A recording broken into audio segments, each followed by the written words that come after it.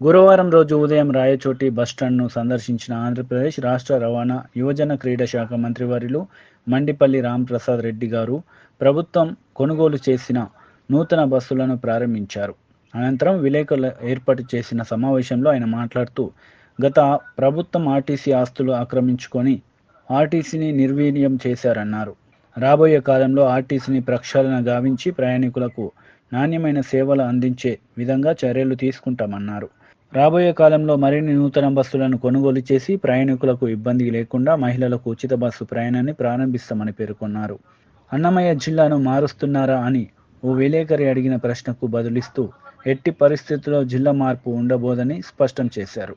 ఊరు పేర్లు, సంస్థల పేర్లు మార్చే ప్రభుత్వం మాది కాదని, మాది ప్రజల ప్రభుత్వం అని, ప్రజలకు అనుగుణంగా నడుచుకునే ప్రభుత్వం అని పేర్కొన్నారు. రాబోయే కాలంలో రాయచోటిని అన్ని విధాలుగా అభివృద్ధి చేస్తామని చెప్పుకొచ్చారు.